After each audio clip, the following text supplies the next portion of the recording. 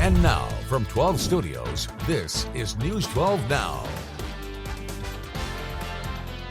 Today is Thursday, October 24th. Welcome to News 12 Now. I'm Kylie Dudman. New this afternoon, an Oklahoma City man is in the Bryan County Jail charged with trafficking marijuana. Court records show on Tuesday, state troopers found a 49-year-old Xiang Jin Pan had 29 pounds of the pot in his possession. He faces up to 20 years in prison if convicted. In Garvin County, a man is charged with animal cruelty for allegedly stabbing a dog. Court records state a warrant was issued for 38-year-old Mickey Ingram of Blanchard. The incident happened last weekend in Maysville. Documents say he allegedly stabbed the dog in the throat without justification. No word on whether the dog survived. The Johnston County Sheriff's Office has reported 2 deputies being attacked and injured over the last 2 weeks. One officer checked on a man illegally walking down State Highway 1. During their conversation, the man, Kevin Monjay, attempted to flee before a fight ensued. Monjay, who is wanted out of Murray County, was transported to the Johnston County Jail. He has been charged with felony assault and battery. The deputy was treated and released at a local hospital. The second incident occurred on Tuesday when deputies were called to an active domestic dispute in the Rock Creek Trailer Park near Tishomingo. The suspect, Jimmy Seymour, rushed a deputy and engaged him in a physical fight. Seymour was transported to a local hospital where he was treated and released for injuries, then transported to the Johnston County Jail. He has also been charged with felony assault and battery. A juvenile boy is in critical condition after he was hit by a vehicle in Bonham last night. It happened in a dark area along State Highway 121. Chief Andrew Hawkeye says the boy was wearing dark clothing and the driver did not see him. The boy was taken to the hospital. No word on his injuries or condition today. Hawkeye says no criminal charges are expected. And we had new information this afternoon about the 2-vehicle crash that temporarily shut down Highway 289 near Refuge Road this morning. According to Pottsboro Fire, there was not an animal involved that caused the collision. According to the Texas Department of Public Safety, 2 people were ejected. At this time, we do not know the identities of the individuals or the extent of their injuries. Highway 289 at Refuge Road has since reopened. Stay with News 12 for more information as it becomes available. The teaching certificates for 2 Texoma educators are on the line this morning. Oklahoma State Department of Education board members are considering the suspension of former Sulphur teacher Andrew Swartz's license. Swartz was arrested for drug trafficking charges last year. Court records show he pled guilty last month and was sentenced to probation. And the agenda states it will possibly accept the voluntary surrender of former Mansville Superintendent Brandy Price's teaching certificates. Price was arrested last December for allegedly being intoxicated at the school. She pled guilty to the misdemeanor charge of public intoxication. We are on our way to a near repeat of the weather that we saw yesterday, and that means more in the way of hot and sunshine. Temperatures as we are into this afternoon in the 80s already. So it's actually about a week away from Halloween. Kind of impressive that it is still this hot, and it's going to get even hotter as we head in this afternoon. Most of us reaching the upper 80s. A few of us could be reaching maybe the lower 90s. So again, close like yesterday, but maybe just a couple degrees cooler because we have a little bit more in the way of moisture in the air. So that's going to make for not necessarily a bad night for Thursday Night Football, but it's not going to be one for like blue jeans, flannels, or even layers because it's going to be pretty mild and breezy. That south wind will be gusty about 10 to 20. So just heads up there. We do have a weak front moving in this weekend. It's going to be moving in primarily tomorrow. That will keep our fire danger really high between now and even into next week. That's ahead of the rain chances that we are finally keeping an eye on. Maybe around this time next week, and it could be a dark and stormy Halloween. We will kind of break down what we're thinking here in the full forecast coming up in just a little bit. Until then, back to you, Kylie. All right, thank you, Brian. Well, Sherman residents, listen up. A notice of inspection will soon be sent out to residents using city water. The city has nearly 17,000 water lines to inspect after the EPA passed new rules for every city across the country to check for lead or galvanized water lines.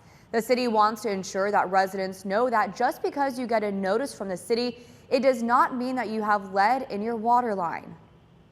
Now, if you do receive a letter saying that your line has been inspected and needs to be replaced, then it will include information on how to contact the city to find out the next steps. Notices are expected to be sent out next month. A community that lives at Marina del Rey on Lake Texoma is gathering signatures in a protest for change to be made before too much damage is done. Over several months, the community has been seeing property value decrease, walkways and docks sink, and storm damage remain unfixed. The petition calls on the Corps of Engineers to demand the current owner of the marina to fix long-time maintenance problems. Well, do you love your town enough to get it tattooed on your body? Two Oklahoma business owners hope Tulsa pride is that strong. A pharmacy owner wanted to raise money to help the Be Heard movement. It provides homeless people with things like showers, haircuts, and laundry services. He teamed up with a local tattoo shop owner to design a tattoo of Tulsa's flag. People who want one can get it for $100, and half of that will go to the Be Heard movement. They'll then have a permanent reminder of their city and generosity. Well, taking a look at our national news now, a Colorado man has filed the first lawsuit against McDonald's relating to its E. coli outbreak linked to Quarter Pounders.